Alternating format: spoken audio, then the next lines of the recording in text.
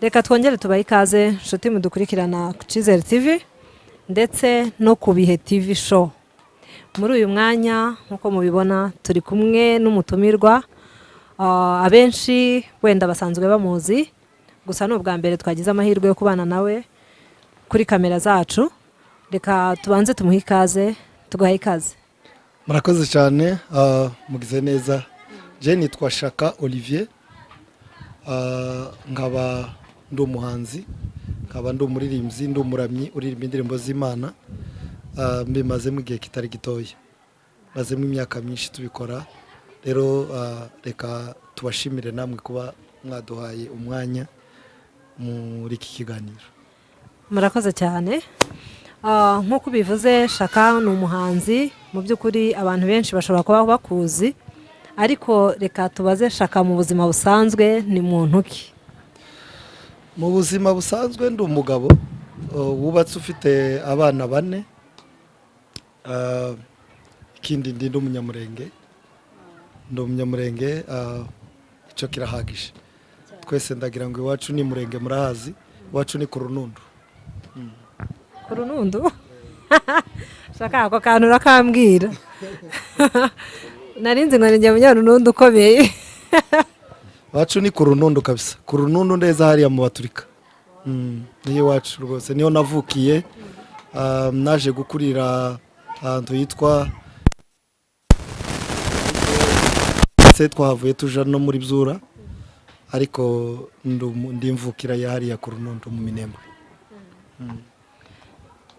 Ndumva uri umwe mu bantu bashobora kuba bagize igihe badaheruka hariya hantu, kuko bishobora kuba ari no mu mateka wenda kuhavukira gusa, ariko wenda utaragize amahirwe yo kuhaba.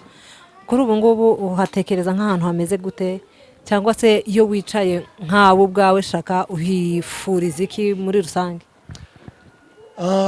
Mu Minembwe narahageze mu 2003 nagiyeyo, naciye namye nca iriya ibubembe hose, ndarenga neza igakenke, ndikonera n'ahantu yitwa mu Gitumba, ndagaruka na nshike mu Minembwe namaze indondo yose, ndamanuka ku Kirungwa ndikibuvira kuko biwacu niho bari. Rero ndahazi. Ariko umusitari aho hantu hose waciye ko ndumva ari inzira ziri mu marembo atandukanye. Gusa nanone icy'ingenzi ni uko uri umunyamurenge, nubwo utahamenya kubera amateka ari iwacu, wenda abantu benshi ntabwo bagira amahirwe yo kuhamenya. Ariko Shaka twamutumiye nk'umuhanzi, n'ubundi abantu bazi benshi wenda n'abatamuzi baragira amahirwe yo kugira ngo bamumenye. Ariko njyewe ndahera kuri Flower mperuka kubona ejo bundi mu gihugu cy'u Burundi. Bimeze gute? Kuko niba ntibeshe niho hantu wandikiye izina, niho hantu ushobora kuba ufite amateka kuruta ahandi hantu hose wabaye. Flower kera wayibonye gute? Yarayisotse. Nibyo ko ndaja i Burundi, birashoboka ko icyo giterane kizotangira itariki 12 kirangire tariki 14. Tuzasubira muri Gerizo. Nibyo tuzasubirayo. Barantumiye nk'umwe mu bahanzi cyangwa se mu bantu bahamenyereye, bahakoreye umurimo w'Imana. Urabizi ko i Burundi ariho twamenyekaniye, kuko njewe i Burundi niho nakoreye concert ya mbere, concert live mu 2008. Ariko na mbere yaho gatoya twari tumaze kumenyekana mu ndirimbo nyinshi zitwa ndakwiringiye nta undi nakubangikanya nawe, mu ndirimbo zitwa ni kubw'ubuntu bwawe n'ubushobozi bwawe Mana, n'indirimbo nyinshi. Rero dusubiyeyo, ririya torero twakoreragamo ryitwa Gerizo des Âmes bariko barubaka itorero rinini cyane. Ubwo rero tugiye kubatera inkunga iyo kugira ngo bakomeze ibikorwa byo kubaka.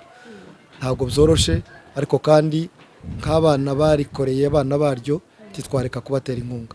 Niyo mpamvu rero muri urwo rwego twese tuzahuza uburyo n'ubushobozi.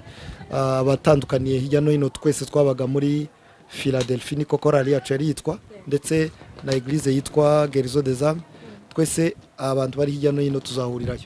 Rero nk'umwe mu bantu bamenyekanye cyane i Burundi mu ndirimbo nyine nakubwiye zihimbaza Imana, nzaba ndi Burundi, niko mbitekereza. Wow, byiza cyane. Ese nk'abantu baguheruka icyo gihe ibyo byose baragukumbuye, niki witeze kubashikiriza, cyangwa wowe ubwawe mu mutima wawe nk'ahantu wandikiye izina nk'umwana waho, umwana bareze bakabona uri gutera imbere kuriya kuntu, urumva ari nk'iki bagomba kwitega kuri wowe?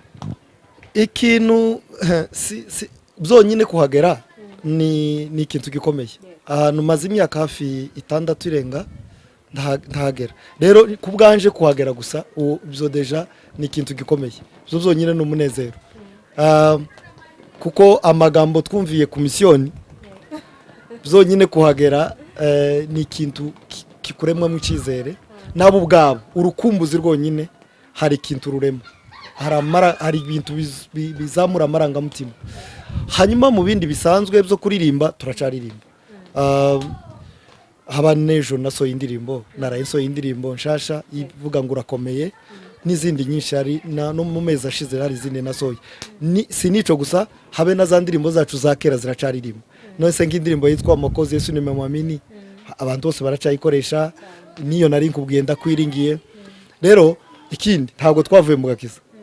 Ngira urabizi ko itorero ryanje hano ari itorero rya Kristo kwisi. Turabaririmbye. No ku cyumweru nararirimbye. No mu cyumweru hagati nararirimbye. Rero yewe no kubwiriza turasoma tukumva ijambo tukabwiriza. Hamwe na Yesu rero ha kindi gikomeye mbashiriye usibye kiturimo, usibye ico Kristo azaduha kubabwira. Rero nta bwoba buhari. Ndabizi nakubwiye ngo byonyine kutubona n'umugisha, kutubona urukumbuzi rwonyine rufite ico rumaze. Hanyuma nko mu ndirimbo zimwe uzaririmbirayo, urateganya kuzaririmba mu ndirimbo nshasha cyangwa uzaririmba mu ndirimbo basanzwe bakuziho nk'umuntu wo muri Gerizo? Indirimbo zihimbaza ziramya Imana narababwiye ngo ni nk'amasasu ya mashini gani. Rero nkatwe tuba tumaze igihe kinini turirimba, ahubwo uba utekereza ati ndahera kuyihe ndangirize kuyihe. Usibye nizo twanditse nizo twarimbye n'indirimbo zonyine zo mu gitabo, n'indirimbo nziza wahera ukaririmba. Yes. Rero jewe ndiyumvira ko nzagenda gusa nateguye nasenze, n'ubundi nta kindi gikomeye tuzoba tubashiriye usibye Imana ya Israel izadushoboza. No kuvuga ngo nugushikayo gusa ukazubabaza ngo ese niyihe mushaka ko mbaririmbira, akaba ariyo dutera. Naho kuvuga ngo uzoshika ngo uvuge ngo urashira ku rutonde, hari n'igihe washira ku rutonde z'indirimbo badakeneye. Rero je niyumvira ko umuntu gusa yagenda yateguye yasenze, hanyuma Imana igakora ibyayo. Byiza cyane. Ese shaka kuri wowe, iyo ufite nk'igiterane cyangwa nk'ubutumire, ukumva nk'abantu bakwandikiye ngo turifuza ko twabana nawe muri konseri runaka, mu giterane runaka, ukitabira bwa butumire, ese ubyitegura gute? Ubyitegura uririmba, ubyitegura usenga, ubyitegura upasa imyenda, ubyitegura n'ubuhe buryo ubyitegura? Abari umuririmbyi nyakuri umwe babandi tuvuga ngo baririmba mu kuri no mu mwuka bahora biteguye. None se umusirikare, hari umusirikare warara ukubiri n'imbunda, hari umuhinzi wagenda mu murima adafite isuka. Twe twama twiteguye. No kuvuga ngo ugiye kwitegura bagutumiye, sinibaza. No kuvuga ngo icyo gihe ntacu uzokora. Duhora mu mwuka, duhora dusenga, duhora ku mavi, kugira ngo ibyo dukoze bikore ku mitima y'abantu. Kuko abo turirimbira si twe turirimbira Imana yo mu ijuru. Unde kubwira abantu ngo kuramya Imana ntabwo turirimbira abantu, turirimbira Imana. No kuvuga ngo we urarimbuka ugakora ku Mana, kandi wakora ku Mana, wakora ku Mana uri umunyabyaha. Cya mbere ni ukwiyeza, guhora wiyejeje. Icya kabiri ni ugusenga. Icya kabiri ni ugukora, ni ukuririmba ibyo ukora, apana kuririmba ibyo udakora. Yes. Hanyuma Imana nizimana umunezero ikawugeza ku bantu, noneho ba bantu bakanezerwa. ni ukuvuga ngo ni ikintu kizamuka uraririmba ukaramya imana ikamanura umunezero ikawusuka ku bantu, noneho ba bantu wabareba bagasoba nabo bakakuzanira iki umunezero ugasuka nuko ukagumuramya bimanuka nuko iko bigenda. Wow, byiza cyane. Hari indirimbo yawe nabashije kumva yasohotse, ntago ndayifataho gato ya wenda nari kuba nyikuririmbiye ariko nayumvishije.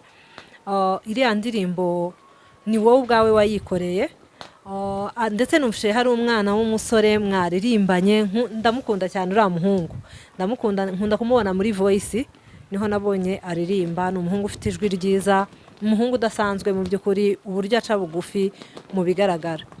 Ese iriya ndirimbo ni wowe wagiye kumusaba ko mwafatanyije mu kuyitegura, cyangwa ni amajwi, ni mu buryo bw'amajwi gusa mwafatanyije? Divine mu busanzwe njyewe nuko wenda dukoranye ikiganiro bwa mbere, ariko ubushize nari kuri IITV ndetse ndibaza no kuri kwa ese ya Kegajya ngo yitwa gute, Sultan. Nigeze no kuba kuri Sultan umwaka ushize, mbabwira ko mfite gahunda yo kugenda nkora indirimbo, kagenda ndeba abana tubana, abo nabonye mu bitaramo baririmba neza ku buryo umuntu yabafasha bakazamuka. Mu by'ukuri twebwe twararirimbye bihagije kandi ko turagenda dusaza. Ubwo rero tutagiye dukoresha impano zacu tugenda tuzamura abandi, tuzasanga twaragosoreye mu rucaca. Rero mfite gahunda yo kugenda mfasha abantu, indirimbo ndayandika ndetse ngashaka n'uburyo bukava mu bantu. Nk'iriya ndirimbo naraye nkoze, n'abantu bagiye batanga uburyo bwabo kubera nyine ico kiganiro nakoze, baracumvishije bahuriza hamwe batanga buriya buryo.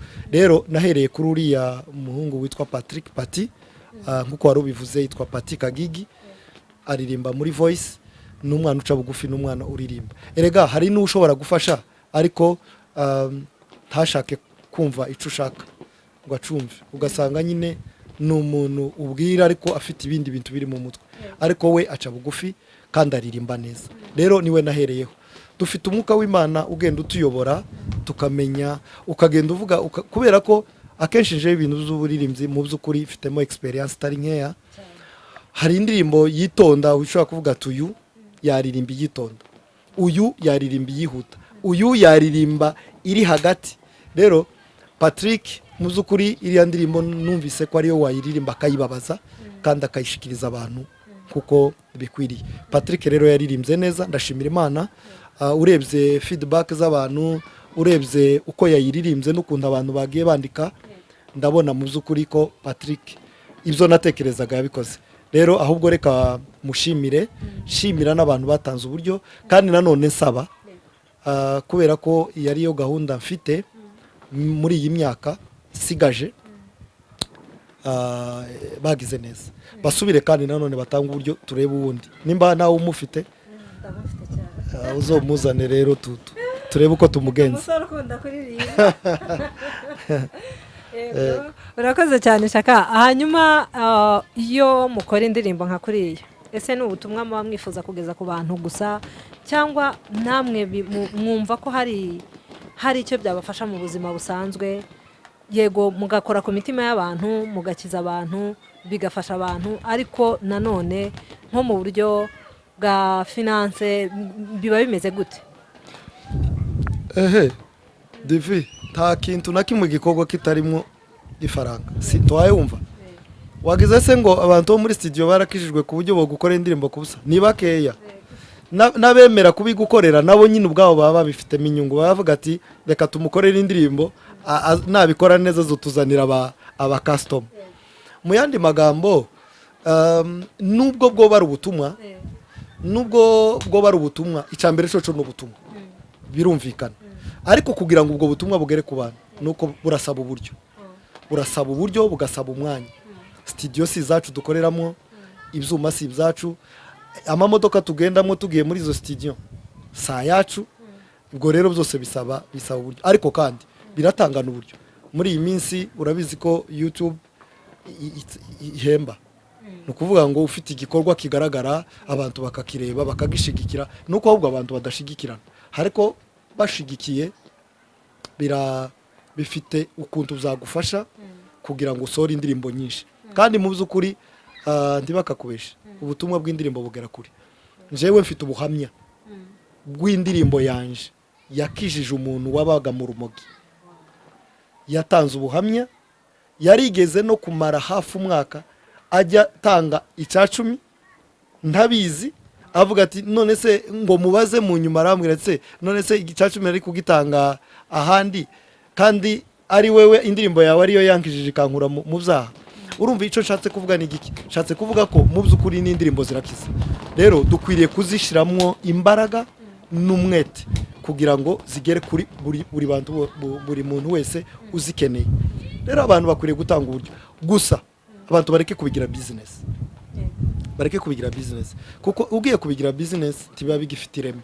Akenshi uzosanga indirimbo bitamara. Iyo indirimbo yihinze yo kugira ngo ikuzanire amafaranga, mu by'ukuri iyo ndirimbo ntabwo izagera kure.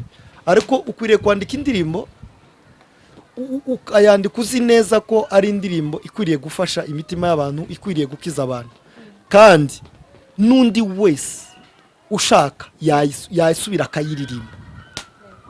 Kuko nkunze kubona abaririmbyi kenshi bavuga ngo indirimbo kuyisubiramo, ariko nje numva ko gusubiramo indirimbo y'undi muntu no kuyiha agaciro.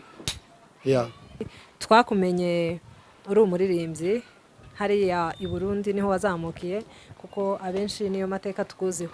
Ese shaka i Burundi nayahe mateka ufite i Burundi? Amateka y'u Burundi ni menshi, arakomeye, ariko ntabwo ari mabi, ni amateka meza. Mu by'ukuri mu Burundi twakoreye umurimo, twarahazamukiye, twarahasengeye, twaraharirimbiye, twahaherewe indirimbo zitangaje. Nakubwiye nk'indirimbo yitwa Ndakwiringiye, n'indirimbo yafashije abantu. Indirimbo yitwa Iwacu Neza, mu ndirimbo zimwe naza nkubwira zakijije umuntu wabaga mu rumogi, iyo ndirimbo irimo, kandi ari indirimbo nabonaga yoroheje cyane, yitwa Iwacu ni heza, nta byago nta n'urupfu, nta gupfusha na kubabara, mu ijuru iwacu n'amahoro. N'indirimbo nyinshi zitwa Mfite impamvu yo kukuririmba. Rero i Burundi tufite amateka meza, twaraharirimbiye, twahakoreye ibikorwa by'Imana, twarahasengeye, abantu barakijije, twakoreye ibitaramo. Njya nibuka mu Burundi, hafi Burundi ya bwose ndabuzi, tubuzengurukamo tugenda tuvuga ubutumwa. Rero abantu b'i Burundi hari abantu bakijijwe kubera indirimbo, hari abantu bakijijwe kubera ubutumwa twagiye tubabwiriza. Rero tubafite amateka meza, tubafite abana twabyaje ubutumwa. Urumva icyo ni ikintu gikomeye. Mu buzima busanzwe naho mu Burundi twahaboneye ubuzima bwiza kubera ibikorwa byiza by'Imana twahakoreraga. Bari baraduhaye, bari baratwizeye, baduha akazi, turagakora, tubona amafaranga, tubeshaho abantu, twabeshejeho imiryango. Hariho abantu batanga ubuhamya bavuga ati cagihe, kuko icyo gihe twararirimba, icyo gihe twari dufite ubuzima bumeze neza, dufite amafaranga.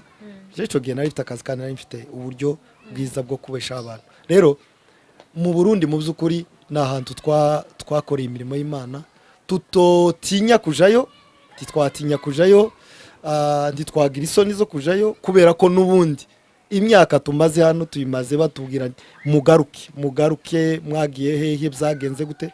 Ariko umuntu akavuga ati igihe ntikiragera. None rero Imana ishimwe, wenda ndumva ko ikiri cyo gihe cyiza cyo kujayo, tugasubira tugasabana nk'inshuti zacu, nk'abantu twagiye tuzaza ubutumwa, nk'abantu twasenganye, twaririmbanye, twakoranye umurimo. Erega nta kindi kiryoshye kinezeza nk'umuntu mwasenganye mugasura mukabonana. Erega ubuzima bwo gusenga n'ubuzima bwiza. Hanyuma dusoza, shaka ni iki wabwira nk'urubyiruko rwacu ruri hanze aha ngaha, nawe urabibona uko byifashe? Ni iki wababwira ku bijyanye no gusenga, ku bijyanye no gukoresha izo mpano zabo? Ni iki ushobora kubakangurira? Icyo nababwira ni kimwe, buriya Imana ni umuhinga, niko abarundi bazavuga. Ntabwo ishobora gufasha cyangwa gukiza cyangwa gushoboza umuntu mu by'ukuri utayizeye. Ukwiriye kubanza gushyira icyizere ku Mana. Icya kabiri, ukamenya ko no mu buzima busanzwe bifite akamaro. Ndaguha urugero, buriya ufite ubukristo ariko kandi wari usanzwe uri imfura, ubukristo bwawe bumera neza cyane, buba bwiza gusumba. Rero abantu nibareke kwivanga. Dufite urubyiruko rwacu ruri hano hanze aha rwagiye rufata imico y'ahantu y'imico itari iwacu. Oya, siko bimeze. Bamenye ko iyi mico basanze ni imico itari myiza. Bakwiriye kwiga kuri ba sogokuru, bakiga ku bagabo b'abasaza b'abapasiteri bavuye iri iwacu kuntu bitwara. Abakobwa n'inkumi nibamenye kwambara neza, nibamenye kwitwara neza. Erega nubwo twavuye iri iwacu, nubwo bamwe nyine batazosubirayo, reka mbivuge gutyo, ariko tuzasubirayo. Kandi wa mugani, iyo ukomeje kugaragaza imico yahuri biba bigaragaza ko udashaka gusubira yaho wavuye. Abantu nibitware neza. Ikindi gira kabiri, ndagira inama urubyiruko rwacu rw'abaririmbyi, abantu baririmbe ibyo bakora, bareke kuririmba ibyo badakora. Bamenye ko kuririmba ni kimwe mu gikoresho, ni kimwe mu kintu gikomeye cyo kuramya no kuyimbaza no gutanga ubutumwa. Ni ukuvuga ngo iyo uri muri quartier bakurebera kuri podium, waba uri kuri podium bakakurebera muri quartier. Ni ukuvuga ngo iyo uri muri quartier bajya bavuga ngo se uriya si wa wundi ku cyumweru waza uririmba. Noneho waba uhaye uririmba bakavuga uriya si wa wundi wari umeze kwa kundi muri quartier.